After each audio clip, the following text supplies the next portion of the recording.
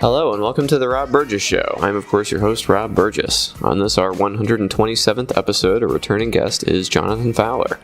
You first heard Jonathan Fowler on episodes 2, 10, 20, 21, 29, 30, 31, 32, 34, 35, 43, 48, 51, 56, 64, 74, 83, 92, 102, 103, 104, 105, 106, 107, 108, 109, 111, 114, 115, 116, 119, 126, and episode 82, also featuring fellow regular guest Ash Burgess of the podcast. Jonathan graduated with a BA in History from Indiana University in 2006. He is an unabashed left-wing political junkie. He has lived and worked in South Korea for over 10 years, trying to help the citizens of that great nation hopefully talk pretty one day. And now, on to the show. So, man, I don't know, man. I went to sleep Wednesday night, everything, of course, is still not totally finalized, but, we knew what the result was, basically, broadly. And then I woke up Thursday and I woke up this morning and saw Trump had fired Jeff Sessions overnight. Mm-hmm. And I was like, oh boy. I don't know, man. We just don't get a break with this guy. Yeah, I think he was waiting for the midterms for being able to do this, because, I know he's wanted to fire Sessions for a long time, so I think this is just kind of the low-hanging fruit that he's trying to, I think he knows that he's in huge trouble. So I think he's doing whatever he can to try to shore up his, power that he feels slipping away. So he's trying to install a loyalist to oversee the Mueller probe. So what do you think about the status of the Mueller situation? Oh, I don't know. It's just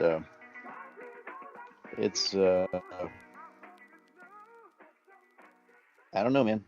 Do we even have a country anymore, Mm-hmm. Is there any even pretension that certain people are not above the law? Of course, we're gonna see the thing that we know we're gonna see, which is people like Lindsey Graham, who had said in the past, and I'm sure you can drop some audio in here, that, if Trump fires Sessions, there will be hell to pay or something. And of course, now he's pretty well on board with that and stuff. And mm-hmm. I'm sure he can, try and say that the Kavanaugh thing just pissed him off so much that he doesn't care anymore or something. But I don't know. He's another one of these guys who was against Trump at the time, and then he was for Trump, and then he said Trump wouldn't do this, and then if Trump does that, of course he'll be okay with it. So mm-hmm. No accountability. Mm-hmm. Of course we have until at least, it's January when the Democratic Congress comes in, right? Mm-hmm. So we've got another 2 months of what I'm sure will be sheer, enraging insanity that's going to go on. Mm-hmm. I'm sure they're going to try to, take everything but the kitchen sink with them on their way out. Mm-hmm. But honestly, yeah, it's definitely a worrying sign, but I think we knew this was coming if Trump suffered losses in the midterms. He was going to try to shore up power at whatever he could before they take, their places in Congress here with the speaker's gavel. So I feel like I should be more worried, but I'm somehow not right now. Maybe I'm just hanging too much on the fact that we have the House now, or will in January, and also the fact that I'm sure Mueller has seen this coming a mile away and has probably been preparing for this eventuality for some time now. I've heard some conflicting things, but I have heard that any sealed indictments that are already sealed and done with, it can't do anything about. So yep. I've heard some rumblings that Junior may be next. I'm crossing my fingers for that. That would be so awesome. I've heard that too. So, yeah. Yeah. But we know how that would play in the media. They're going to say, oh, well, of course Trump had to fire Mueller then. The guy was going after his son. Nobody could allow that. It's a human reaction. This guy's not a human being. He's a fucking animal. He's a fucking scared, cornered animal.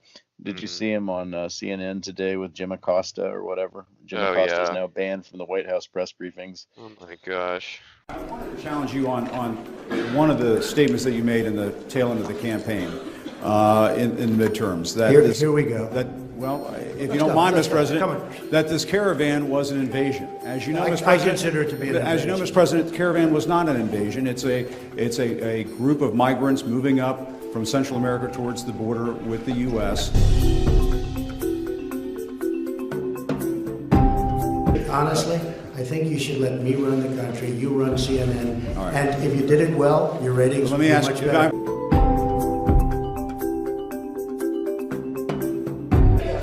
CNN should be ashamed of itself having you working for them. You are a rude, terrible person. You shouldn't be working for CNN. Go ahead. You're a very rude person. The way you treat Sarah Huckabee is horrible. And the way you treat other people are horrible. You shouldn't treat people that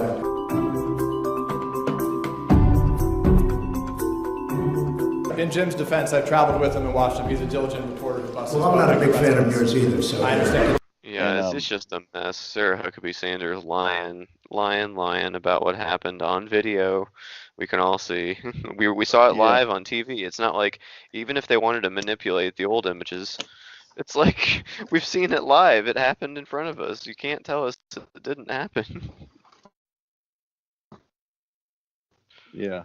You know, they're trying to. I sent you a link on Red State just to see how they were spinning various things and stuff. But I saw another article on redstate.com was like, Jim Acosta shoved a woman and then Trump blew up at him. It's like, what? I watched the video like 3 times from different angles. You could not possibly say that he shoved the woman who was coming to try to. The woman was trying to physically grab the mic out of his hand. He didn't lay a hand on her. He just moved the mic away from her a little bit and like kind of pushed her hand away or something. It was like, and then she like went down like, I don't know. It's just, it's the height of just partisan. I don't even know what the word for it is, but just, manipulation of facts to say that he shoved anybody. But of course, they've got an agenda. They want to make the Democrats look bad and, Trump look like, the man who's standing in front of the podium screaming at everybody and telling them they can't do their jobs and their ratings are terrible and, they're banned from the White House. He didn't say that at the time, but, acting like he's going to walk away from the podium, avoiding questions. And it wasn't just Jim Acosta he was going after. It was, the person who followed up on him. I don't know who that was, but that guy kind of like said, actually Jim Acosta is a very diligent reporter. And he's like, don't turn into him or something. You're not that great either. You're not the best or something. I don't know, man. He's like a cornered animal right now. He's just lashing out everywhere. He's visibly furious and uncomfortable. He knows something bad is coming. I mean, and I don't know, Robert Mueller is held off for the past month because apparently, he's the only person left in Washington still following the conventions or whatever of the past. And, now he's due to drop something probably. Yeah. I'll be very curious to see if he drops something knowing that he is in very real danger of getting fired. Although I think the argument for dropping something anyways is, do you really think that the Republicans are going to hold off on firing him if he doesn't drop something? No. I mean, it'd be ridiculous. Like, it'd be pretty stupid to be sitting there like keeping your powder dry and then get fired anyways. Yeah. Which is probably what's going to happen. So I'm all for just continuing as if you're not going to get fired. And I don't know. I don't know. Democrats have the Congress and the House of Representatives, and that's going to be fun and interesting. And the next 2 years maybe. I don't know. It's a weird thing to say that they may be better than the last 2 years, but it's going to be there more will be tumultuous, obstruction but at least. Yeah, exactly. Like I feel. I don't want to like get over whatever, but I do feel somewhat hopeful because like I feel like for the last 2 years I've just been so desperately hopeless because it's just like nobody's holding him accountable. Like nobody, like we're not putting a check on him in any way, and Mueller's the only thing, and it's so fragile what we have, and we got to keep Sessions in there, and we got to have Rosenstein protect Mueller, and if Mueller's fired before we can do anything else, it's game over. And now it's like it doesn't matter. Like the Democrats are going to put Mueller on the stand immediately in front of live television. They've already said if this happens. So it's not like you fire somebody, And Yeah. Mueller could go, he could go testify in front of the grand jury too, once he's a private citizen again, about what he knows that's not classified. You know what I mean? I think the Yeah. thing that Trump forgets when he fires people in his new role as president that wasn't true, maybe when he was just, him, was like, if you fire somebody, you don't have to see them anymore. You can kick them, you can bar them from the grounds. Mm. You don't, they're out of your life basically. If they say anything, you sue them for violating an NDA or whatever. But it's like it doesn't work that way. It's like same thing with Comey. It's like he fired Comey because he wanted to stop his investigation, but then he caused another one, and then Comey went in front of Congress. Like these people aren't going away if you fire them. They still know what they know, and they can still talk about what they can talk about. So, Yeah. I mean, the one of the few true things that Steve Bannon has said is that, he gave the advice at the time, and who knows if it's true or not. He's probably a self-serving liar, but he told Trump at the time, don't fire Comey because it'll trigger a special counsel. And that's what happened. So, and, Trump, number one, Trump doesn't have any capacity for self-reflection, but to the degree that if he were a person who did, he would probably recognize, oh yeah, Steve was right at that point. I should have listened to him right then. But, we all know he's not capable of even that level of introspection. So, yeah. Yeah. So I don't know. I'm frustrated with, I don't know, it's, we got the House. There really wasn't much chance of the Senate. I mean, Republicans can brag and taunt all they want online. Oh, well, you can't do much with the House without the Senate. Ha ha, Dems. It's like, dude, shut the fuck up. You guys started with 42 seats that couldn't be contested anyways. They weren't up for re-election. So all you had to win was 8 seats election. I mean, Democrats basically had to run the board there. In the opposite situation, the Republicans couldn't have done it. So. Yeah, and if the result was flipped, like say that there was a Democrat-controlled Congress, and the same result, it would just reverse all the D's to R's in the situation, and they would claim total victory. We took a whole House of Congress, ha ha. Who cares if you got a few more Senate seats? This is we're gonna put brakes on you. So just think how they would spin this, and it's like this is one thing about Democrats. We can never just enjoy a victory. It's always this like we gotta have this like self-reflection and stuff. Just let's just do it like Republicans would for one day. Let's just think about this how they would, and they would claim total victory off of this. Yeah. Well, I think that's what Democrats need to do is start treating this like they've got a popular mandate. And I think based on the vote totals, I think they got. I mean, we got a lot. How many more million votes did we get than they did across the country? But of course, 9 million. 9 million more votes than the Republicans did. But of course, a lot of those stack up in districts that you're already winning. But those are American citizens' voices. And it's how long are we going to keep letting this bullshit Republican Party winning election win? You know what I'm saying? Like how long, like with the Electoral College or with just pretending that people in Utah's voices are worth a hell of a lot more than people in California or wherever. It's to borrow Trump's phrase again, do we even have a country? Are we going to have a country? It's like, we don't have a country if this is how we do it. It's like, yeah. Well, we didn't even talk about this yet, but Joe Donnelly didn't even win Indiana. So. Yeah. Well, yeah, I don't know. It's disappointing. I saw a few days ago Trump had gone after him on Twitter.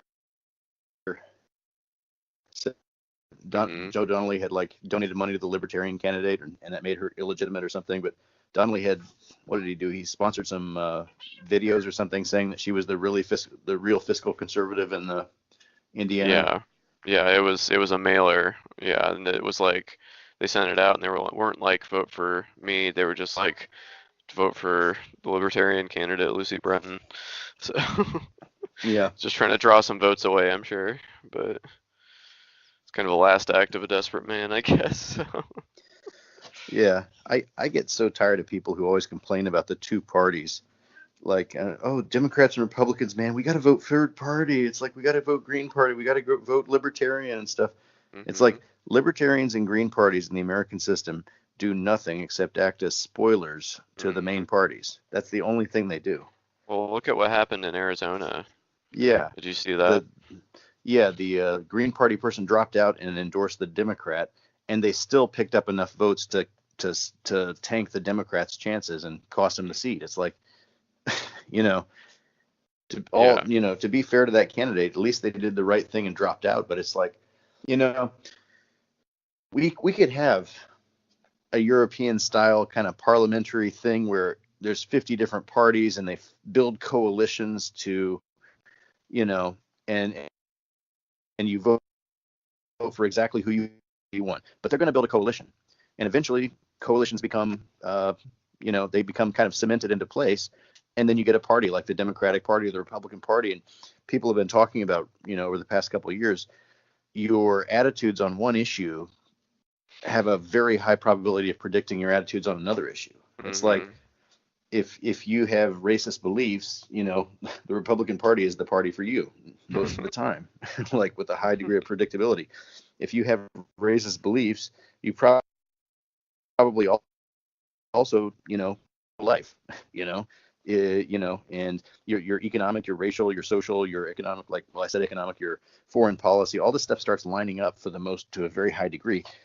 That's a result of the fact that a bunch of niche issue groups have come together under one party.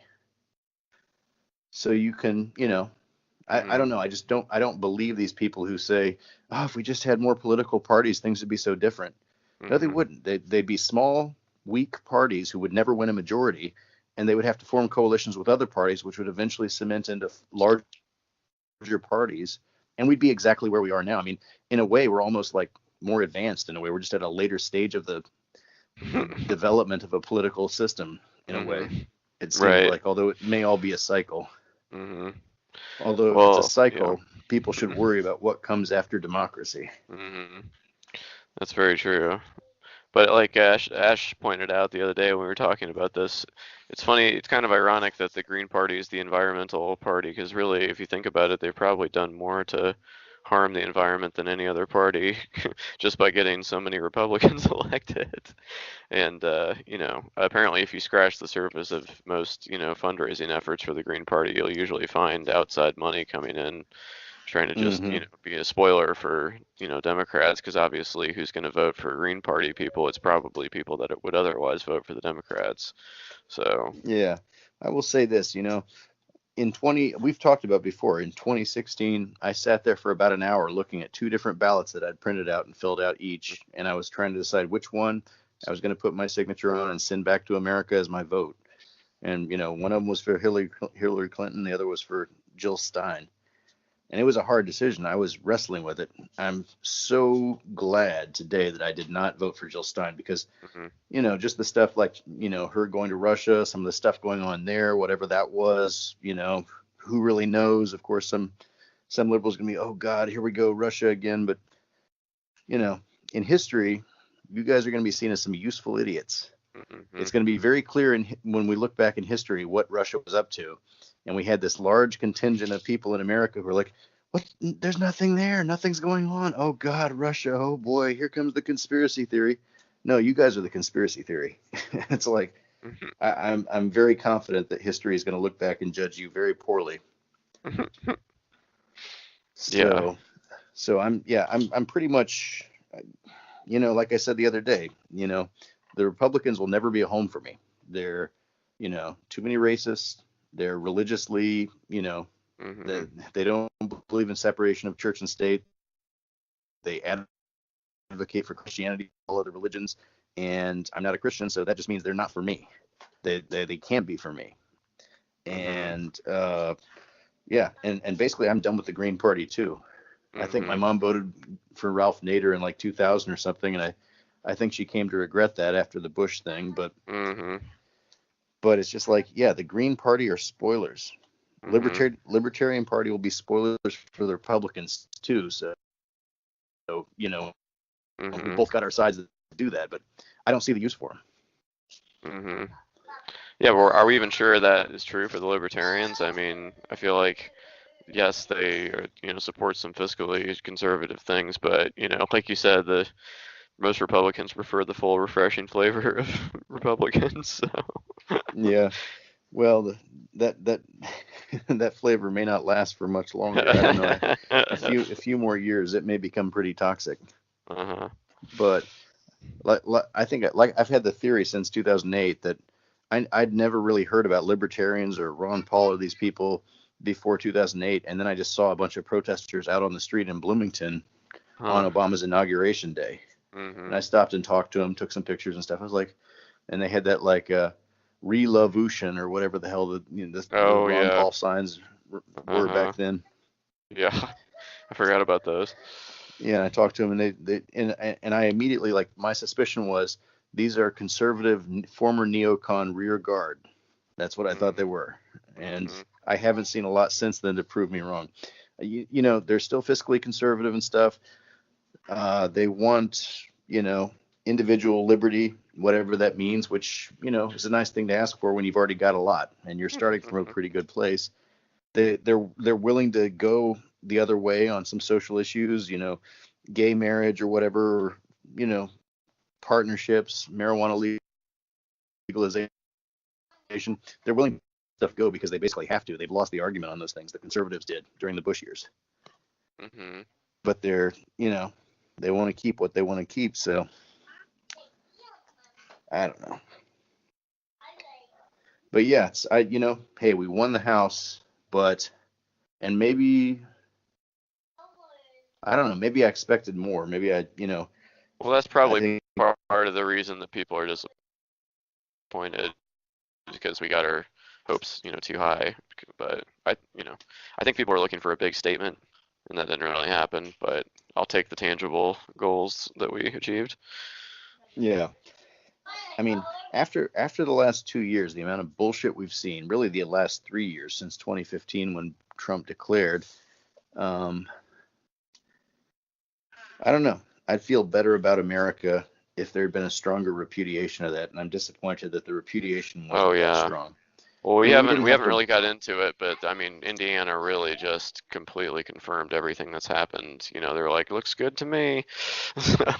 Yeah, it's disappointing. Mm-hmm. Yep, Indiana.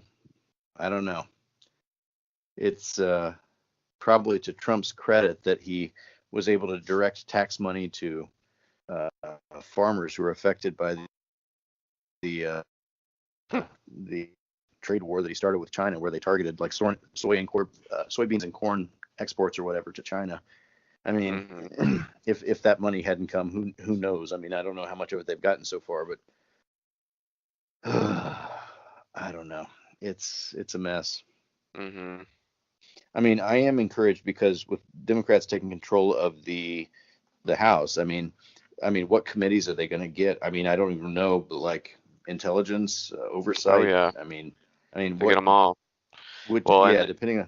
Yeah. Well, Adam Schiff is going to be in charge of the Intelligence Committee, which is great. Maxine Waters is, I forget which one she's in charge of, but she's going to be able to get his taxes.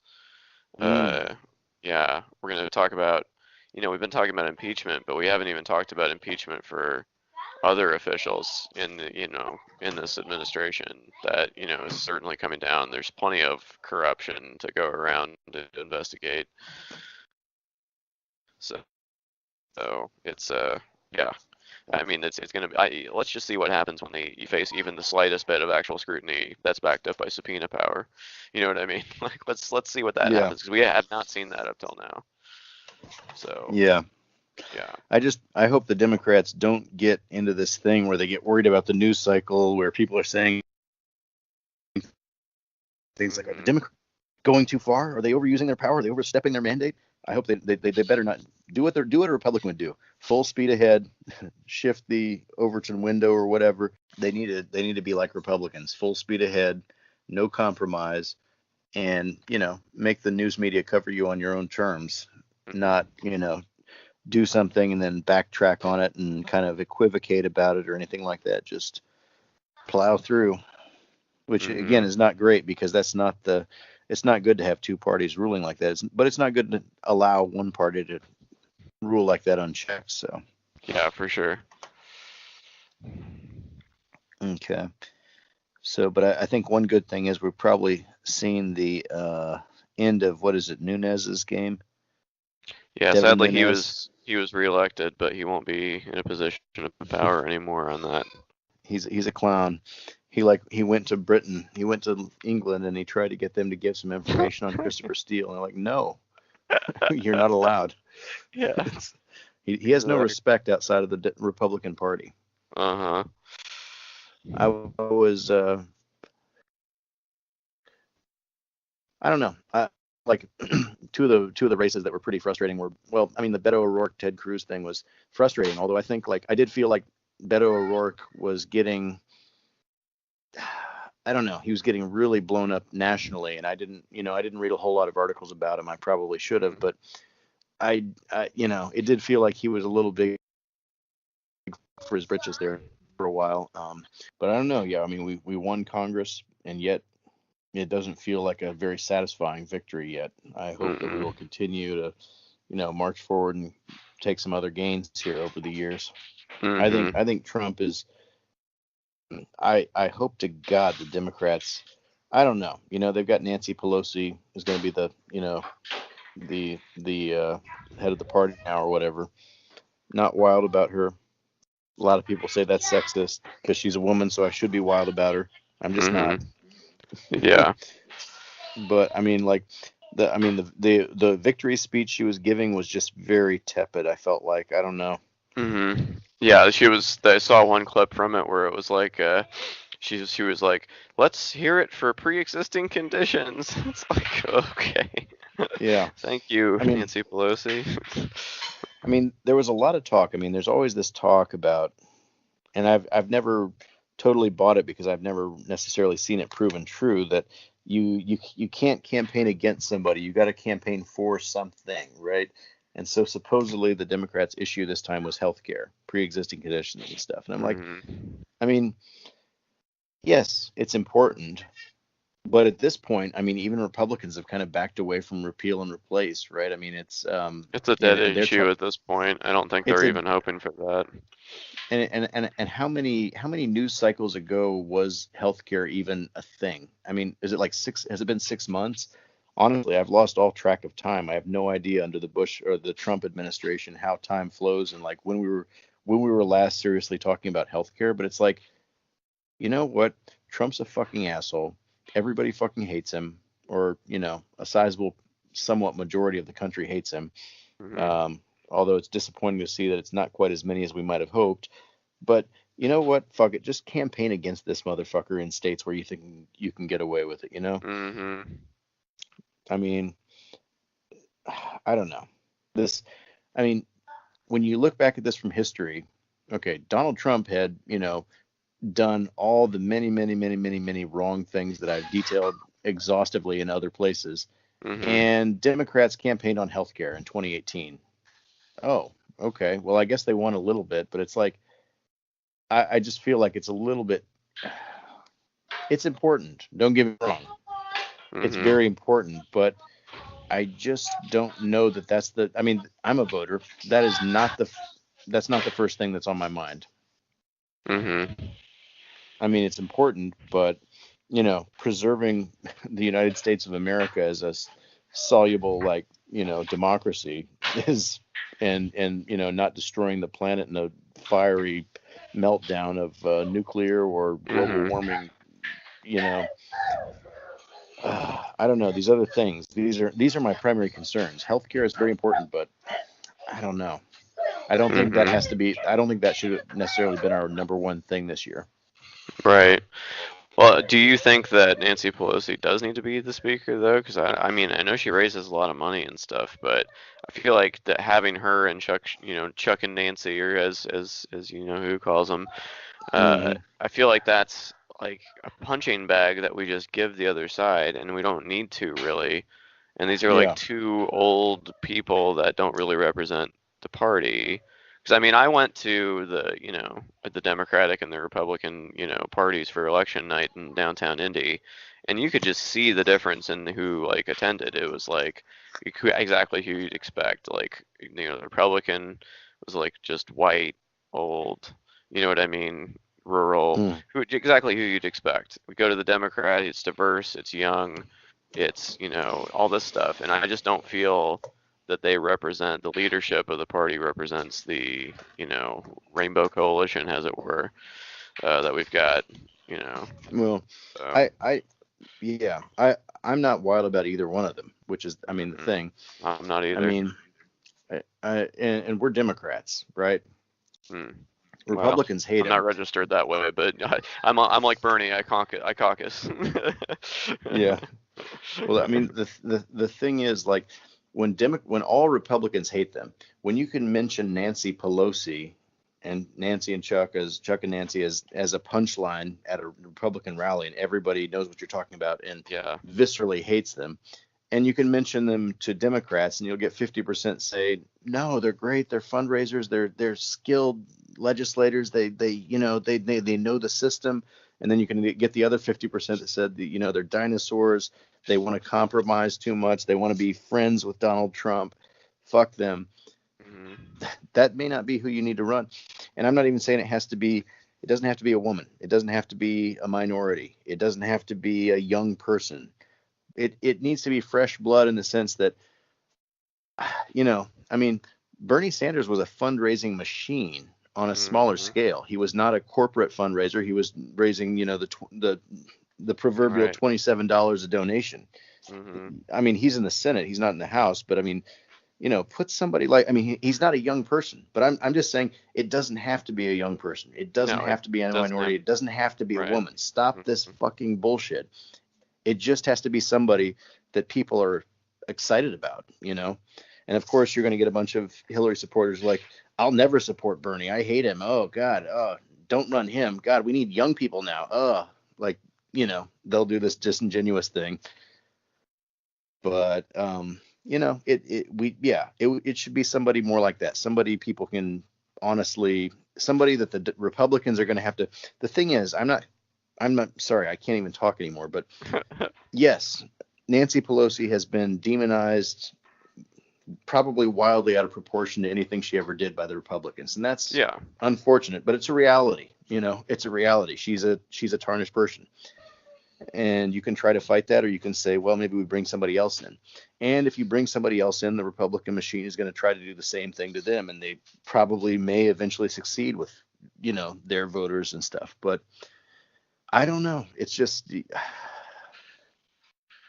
I don't know. It's, there's a lot of talk about Obama lost a lot of local Democratic infrastructure all across the country throughout his years.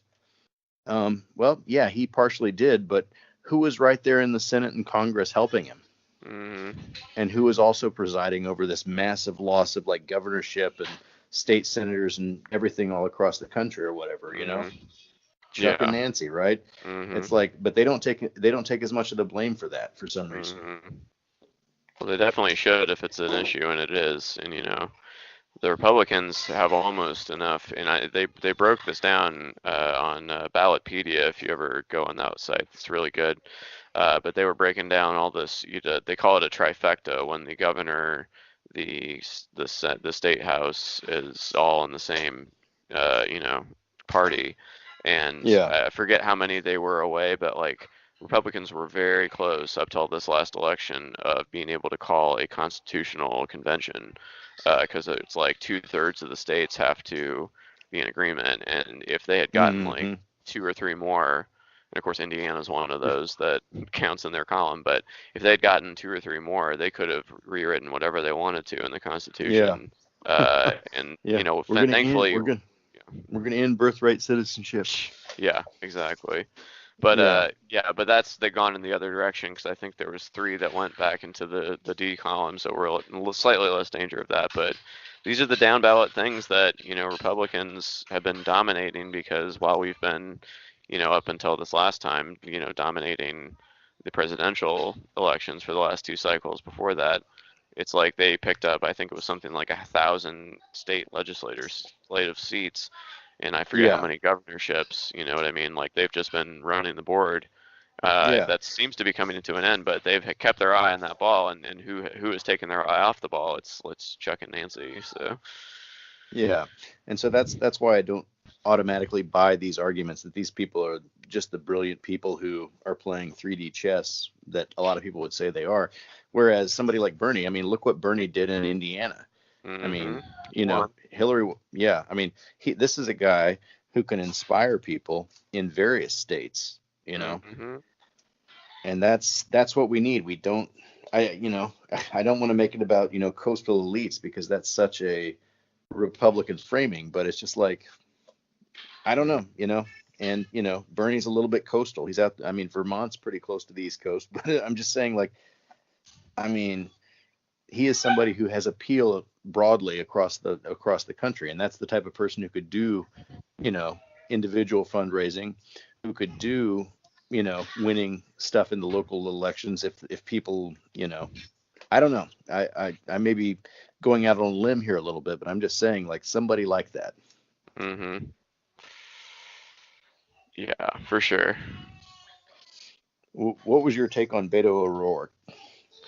I guess I was a little more hopeful than I should have been that any Democrat could win Texas, you know. But I will say that he came within 3 points or so. He did. He came closer than Joe Donnelly did in Indiana, which is pretty amazing to say that, you know, Indiana's redder than Texas at this point. But and, you know, there was a practical effect down ballot from him too, because I've been reading that the entire judiciary of that state has now changed, kind of being buoyed by the fact that people came out in such large numbers for Beto. So you now have all these like local judges and state judges that have just been forced out because of this, you know, mini blue wave that, you know, Beto mania has caused. You know, people are saying Beto 2020. I wouldn't be against that necessarily. I don't think it bodes great I'm that not we're wild trying about to. it. Yeah, I mean, I think you gotta like I heard Dan Savage say yesterday when I heard him interviewed about this. You gotta win one first, and you know, I think Obama was, you know, kind of wet behind the ears or whatever you say when if somebody's not very experienced. You know, he was not really didn't have his sea legs yet, but he did win. You know, he won Senate and state Senate, and you know, he had a track record even if it was kind of short. I do think you have to win something before. Although, I mean, Trump didn't win anything before this, so who knows? But I don't know. To some degree, but but at the same time, like, I mean, your local situation may not be advantageous for a person like you. Like, if you or I were to run for something in Indiana, we wouldn't win shit. Mm-mm. And, you know, but at the national level, we could take it all. No, I'm giving us a little, you know, wow. maybe I didn't know we had that kind of mass appeal shot. I'm just saying, you know, what's popular in, you know, in Texas may not be popular across the entire United States. And so I'm saying, like, yeah, I mean, yeah, it's better if the person has a track record that they can win things, that they know how to run a campaign and everything. But at the same time, there's some people who are smart people, capable people who would be popular on a national level, but who are never going to rise to the top in their local situation, right? And so, yeah, but I don't know, Beto. I'm surprised Trump didn't give him a nickname. I would have thought he would have gone with Beta O'Rourke because he certainly didn't seem like much of an alpha in a way. So yeah, just sitting right there, you know.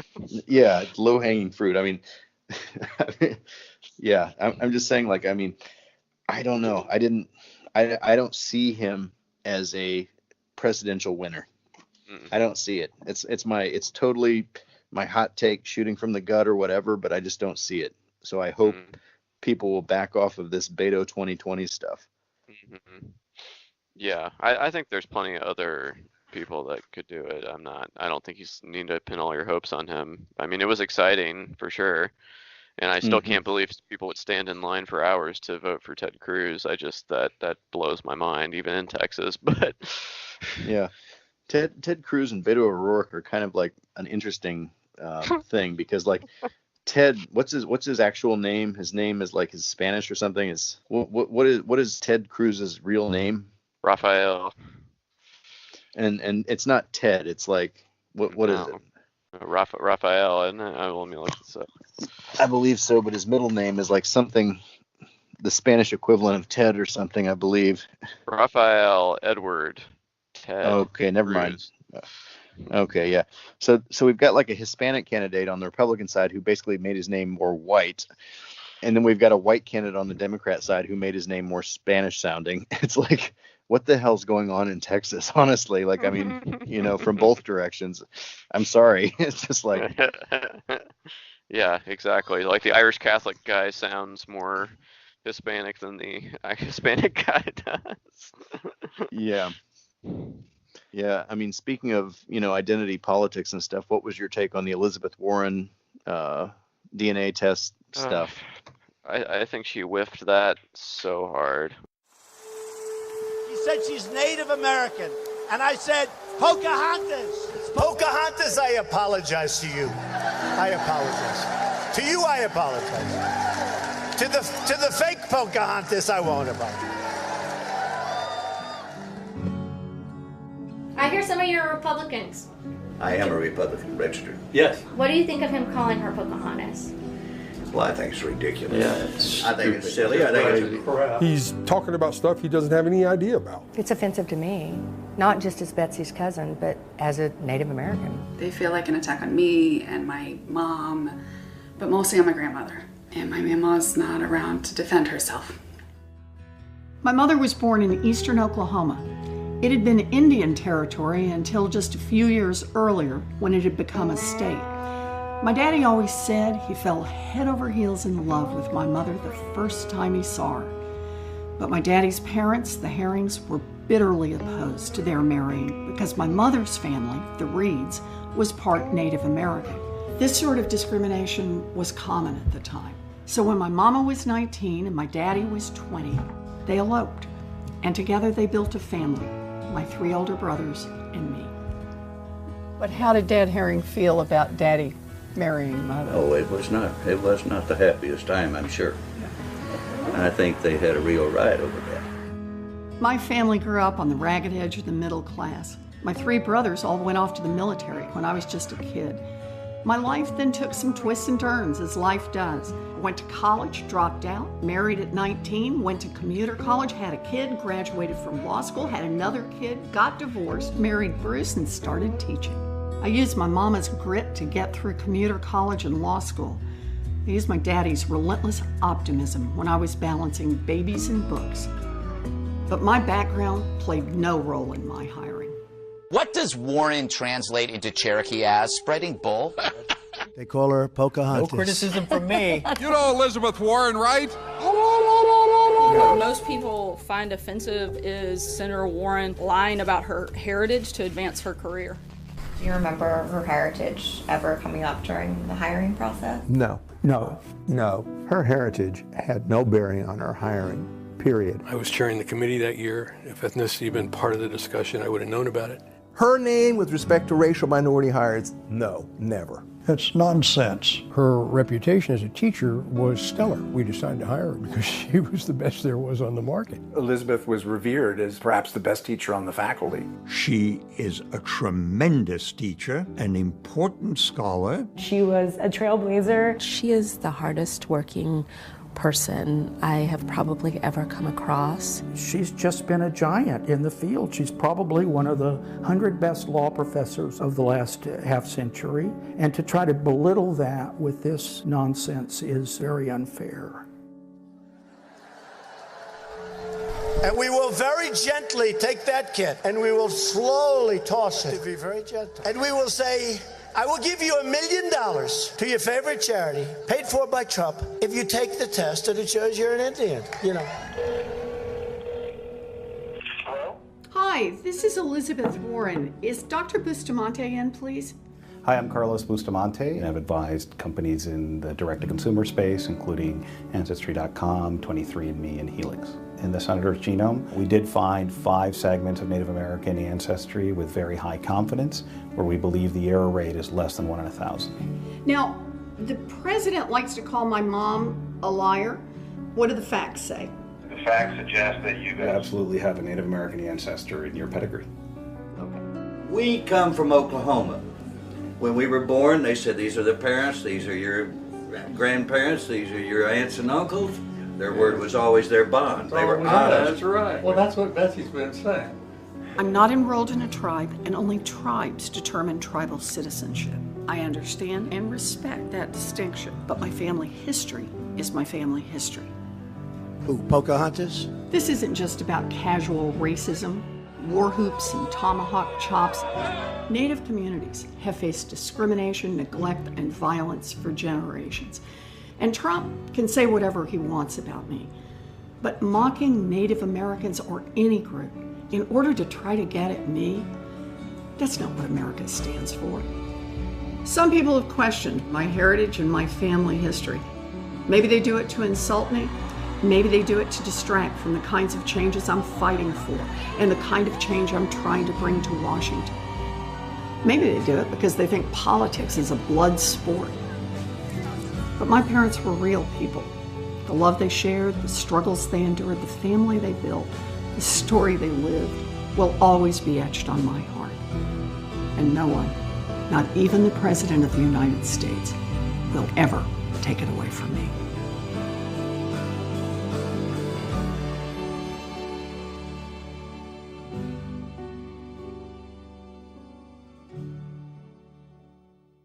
I just don't feel that that was helpful, that she did that. I know why she did it, because she knew it was going to continue being a thing. But I feel like the better way to attack that is just like attack it on its face and don't go into the weeds with them on whether or not what percentage of your blood is or isn't. Because first of all, that's not how you determine tribal membership. It's like a family tree type thing. It's not like a genetic thing. It's just like, was this person this far back in your family? You know what I mean? It's not like they don't do a DNA test to see if you're in this thing or that. Well, and in the end, to be fair, but when did tribal membership become the only criteria to judge whether or not she had Native American blood, though? And I'm going to say, you know, on the other hand, like whatever 0.1% or whatever she had, it's, you know, I mean, and for all these people, you know, who's saying, we don't want Bernie in 2020, we want Elizabeth Warren, we want to have a woman on the ticket. It's like, I can already see that she will, I mean, unless it's a, you know, unless it's just an absolute real blue wave in 2020, I don't see her outmaneuvering Donald Trump on the, you know, social intelligence meter. Yeah, I mean, say what you will about Trump, he does have a certain of how to manipulate his base that seems to elude policy wonks like Elizabeth Warren. You know what I mean? Like, she did the scientific thing or whatever. So this wasn't a scientific debate to start with. You know what I mean? This was like a tribalism, racism, every ism you can think of thing. It's not. We're not talking about. Well, yeah. Well, I mean, she was claiming an identity that was not on its face, no pun intended, evident. And so, yeah, I mean, I don't know. It's part of her origin story. It's, I mean, you know, your parents tell you something about your great ancestor somewhere back way in the day. You live your whole life believing it, you know, and then, you know, then there's a way or a time where somebody challenges you to prove it. And yeah, it's an unenviable position to be put in, but I don't know. I don't know. It's a mess, but it is a mess. Well, and you think about how, you know, tribal membership and people saying whether or not they're Native American has changed over the years. I mean, people used to lie that they were, you know, if they had Native American blood about it, it was a shameful thing because you didn't want to say that you were, you know, part Native American. So, I mean, people lied about this back in the day. So it's all mixed up in our, you know, strange history or whatever. But it's like in the reverse, if you did the reverse, would Trump ever take a DNA test to prove something? No, of course not. That's not what this is about. Like, it's just not the way to win. I'm not so sure Donald Trump wouldn't take a DNA test. Really? Right? Because he's probably a pure-blooded European white male. You know, he knows where both of his parents came from. I mean, he's basically second generation for all his anti-immigrant stuff. I don't know. And in taking a blood test or taking a DNA test would probably endear him more to his white supremacist base. I mean, I'm not so sure he wouldn't, but for Yeah. different reasons. You know what I'm saying? Like, Yeah, I guess if you look at it that way. yeah, yeah. So, but yeah, that was a frustrating thing. I mean, you have interviewed, and you've interviewed Rachel Dolezal. I mean, I don't know if there's no question there, but I mean, how do you think that interplays with this? I mean, well, we've talked. I think that Rachel Dolezal is 0% African American. If she were to take a DNA test, I think that's what the results would come back with. I don't know that for sure, but I would say based on the other members of her family that I have seen, I think, and the earlier photos of herself in the Little House on the Prairie costumes that she grew up with in her unfortunate situation, you know, that's more of a identity thing where it's like I feel like I'm more culturally drawn to this then I am going to take a DNA test to prove to you that my family it's like that's a little bit of a different situation. I see why you're making that comparison. I don't think it's exactly the same though. So. Yeah, well, I'm not even making a comparison. I'm just saying, like, we've got this thing in America today where there's a lot of import placed on ethnic and racial identity, and there's a lot of desire to belong to certain ethnic or racial identity because there's the perception that it carries with it some, cachet in some areas or something. And I guess I'm just commenting on that it's just kind of an interesting thing where we've got Ted Cruz, Beto O'Rourke, Elizabeth Warren, Rachel Dolezal, Donald Trump. I mean, we've just got, such a mishmash of, people identifying in different ways, right? I don't know. I'm kind of like, I hadn't planned to talk about this at all, but it's just like an interesting thing that's going on in America these days. Maybe a bad thing. I don't know. Well, apparently, going back, I think it was The Art of the Deal, Trump claimed Swedish ancestry, apparently falsely, for decades, apparently. Okay. I don't know. Yeah, I don't know what that would be about, but yeah. Yeah. Well, their family changed the name from the German Drumpf or something, right? Drumpf. I don't know how they pronounce it, but yeah, when they came over. Exactly. I mean, that would have been the line that Elizabeth Warren probably should have gone with. Hey, at least I'm Elizabeth Warren. You're not actually a Trump. That's a made-up name. That would attack his freaking identity. That was the punchback. That was the punchback. Yeah, exactly. Don't go on defense. Yeah, exactly. Just don't go on defense with this guy. It doesn't help. Why weren't you proud to be German? Why were you claiming to be Swedish for a decade or whatever? I just heard about that right now, but like that's the attack. You want to attack my ethnic identity and origin? Let's talk about your discomfort with your own. Yeah. So, I don't know. Yeah, all interesting stuff. So, yeah. Anyways, so I don't know what else is going on though. I'm trying to think about what else we've really covered a lot of ground on the politics and stuff. Yeah. I don't know. I think we covered most of it. Let's see. Any other election things? Not really, I guess. I mean, it's just, I mean, an overall takeaway from this election is Republicans continue to see that racism, xenophobia works as a campaign issue and that voter suppression is effective. And you just need to look at Georgia and Florida and, I mean, frankly, Indiana. We had some, polls that didn't open on time and some machines caught fire and they ran out of ballots in Bloomington and they had to keep the polls open slightly later in Johnson County. And, I mean, this is all preventable mistakes that are mistakes, not mistakes at all. They're by design because, we want to make it difficult for people who can't afford to take the day off of work to vote, basically. So, yeah. I didn't realize that they ran out of ballots in Bloomington, huh? Yeah, I'm gonna look this up, but Monroe County had to stay open later, I believe. Monroe County, like probably, I don't know exactly about Indianapolis. I would guess Indianapolis would be the other possible blue stronghold in Indiana aside from Monroe County. Yeah, the Democrats swept the local races in Marion County and Indianapolis, but they had to do I'm looking on here, a Monroe County judge had to approve a request to keep the polls open an extra hour because the half the polling places ran out of ballots. Yeah. In Marion County, so. Yeah, go figure. Yeah, right. The one blue area in the state. Oh, sorry, can't vote here. Yeah. Well, I mean, I don't know that it makes any difference. I mean, that place is going blue no matter what you do, but yeah. Yeah, I mean, but less blue. Yeah. Well, and then in Georgia, like I mentioned, we had this huge voter disenfranchisement campaign run by the guy who's running for governor, who's also the person counting the votes, and they had.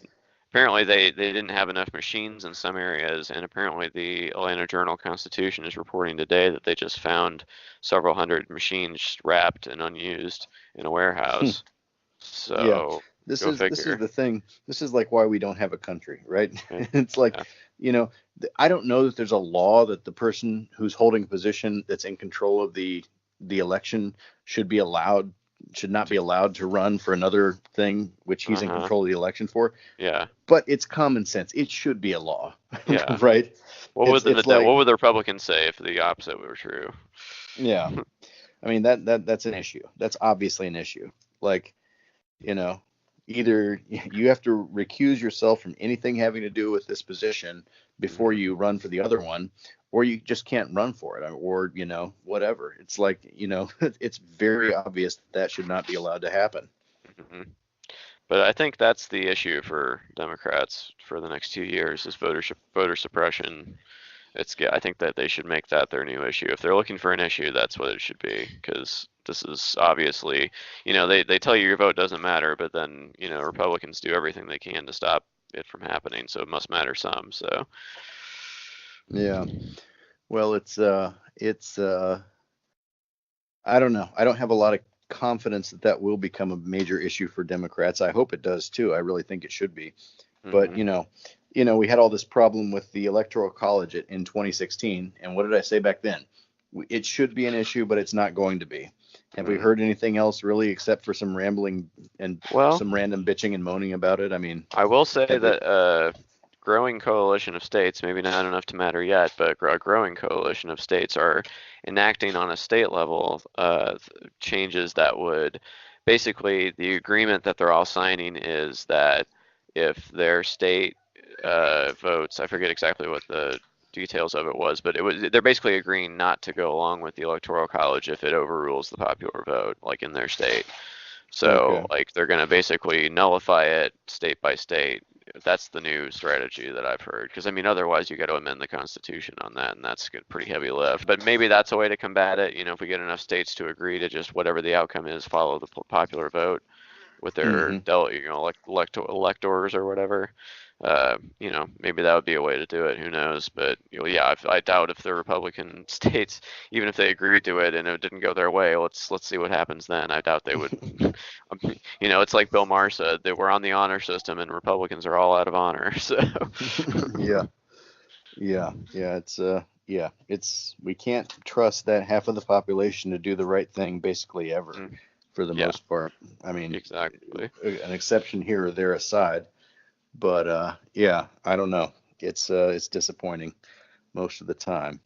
But I mean, election stuff, it should be important, but the thing is, we're already kind of at a disadvantage because you've got to vote on this stuff, and Republicans are already suppressing the vote. It's like it's like two wolves and a sheep voting on what to have for dinner, or however the joke goes. It's like we're voting to give ourselves more voting rights, but you guys have the majority and already don't want us to have more voting rights. So let's vote on it. It's like, I don't know. Let's ask you, racist Bill, the only person left available to vote. What do you think? It's like Borat said that one time. If you do not vote for him, then he will seize power. I think that's almost what we need to do. Just Well, I think it was David Frum that said if Republicans think that they'll lose, I forget what the exact quote was, but it was like if Republicans think they can't win democratically, they won't abandon conservatism, they'll abandon democracy. So and we're seeing that play out pretty steadily. So yeah, my worry continues to be that if one party in the two-party system is abandoning democracy and the other one continues to try to play by the rules, you know what's going to happen, right?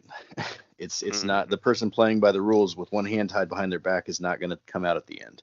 It's I don't mean to be melodramatic or uncivil in my rhetoric or whatever, but I'm just saying, like, I hope I'm wrong, right? I hope I'm wrong about the way things are going, but maybe 2020 will be the blowout that we need. Maybe the next 2 years will have enough obstruction to to make things livable, but exactly hold people accountable. But I'm not holding my breath for it, though. For sure. Well, on that positive, happy, hopeful note, I think I probably ought to wrap up. But yeah, good chopping it up with you here. There was a lot to discuss, and I'm glad we got to kind of go over it here. And let's do it again soon. So yeah, for sure. I'll get started on that TV show. The Corner. The Corner. Yeah. I'll try to get started on that. Awesome. And Bob, you didn't ask me about my music. Oh, sorry. What music have you been listening to lately besides the 538 theme? Yeah, that thing continues to madden me. I hear it in my head every day, and yet it's not on YouTube or anywhere that I can find it except like maybe Spotify, but I don't have a Spotify account or something. So, and I think it's banned in Korea. But no, Charlie Puth, man, since 2017 when I was in America, like Charlie Puth had like 3 hits on the radio. I think he's got a weird name, but that guy can sing. I feel like I've heard of that guy. We Don't Talk Anymore. Yep. Okay. Yep. What else? What was the other ones? He's had a couple of just bangers, Yeah. Well, he's definitely been on the radio pretty steadily over here. So, See You Again. Tension. How long? We Don't Talk Anymore. How long? Yeah. How long? Yeah. One call away. Attention. Yeah. Attention. We Don't Talk Anymore. And what was the other one? One Call Away. No. Tension. I know that song. How long? Those 3. That was like the trifecta when I was back in America. I think him and what's her name? The girl who got herself Demi Lovato. That was. I thought of you when that happened with the overdose. The what? When I think she overdosed on meth or something. Yeah, heroin or something. I don't know what it was, but unfortunate. Yeah, it's. I remember like I was driving my dad's car around North Carolina, and it came on the radio, and they're like, "Oh, we're here with Demi Lovato, and she's got her new song that's about to premiere right now." And then they played it. I was like, "Oh, that's catchy," and I Shazammed it and stuff. And then for the rest of the month, the rest of October 2017, while I was back in America, her song was all over the place, and I was just like, it was an awesome song. I liked it. Mm-hmm. Yeah, when I was driving back down to North Carolina there the last time to, spend another week down there before I flew out, like it was a good time. I drove through Kentucky. I took a detour out to see a girl's piano recital from Korea who was out at some Baptist college in the middle of Kentucky somewhere. And after that, I finished at 10 o'clock at night, and I had another, 5 or 6 hours of driving ahead of me, which was interesting. Anyways, I was just driving through these mountains down in rural Kentucky that I'd never been through before, just kind of following my GPS on my phone and listening to the radio. I think I got a Metallica station at one point, and then I was also trying to find the pop hits and stuff, and a lot of good music, a lot of good tunes. It was a good moment. Cool. So anyways, yeah, those are some tunes there. Awesome. All right. Well, yeah, I guess we can wrap up here, but yeah, let's do it again soon. Yeah, definitely. Have a good night or whatever the time it is there in Korea. So. Oh yeah, it's almost bedtime for Bonzo over here. All right. Well, have a good night. Good talking to you. Yeah, you too, Bob. Have a good night. Have a good day. Later. Bye-bye.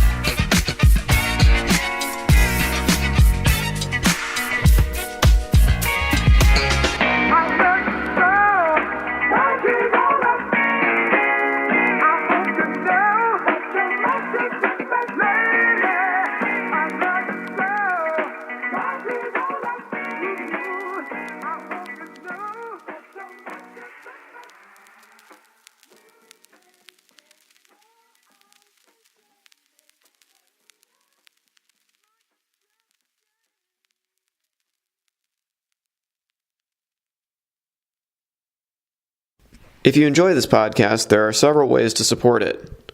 Join the Rob Burgess Show mailing list. Go to tinyletter.com/The Rob Burgess Show and type in your email address. Then respond to the automatic message. I have a Patreon account which can be found at patreon.com/Rob Burgess Show Patreon. I hope you'll consider supporting in any amount. Also, please make sure to comment, follow, like, subscribe, share, rate, and review everywhere the podcast is available, including iTunes, YouTube, SoundCloud, Stitcher, Google Play Music, Facebook, Twitter, Internet Archive, TuneIn, and RSS. The official website for the podcast is www.therobburgessshow.com. You can find out more about me by visiting my website, www.thisburgess.com. And if you have something to say, record a voice memo on your smartphone and send it to therobburgessshow@gmail.com. Include voice memo in the subject line of the email. Until next time.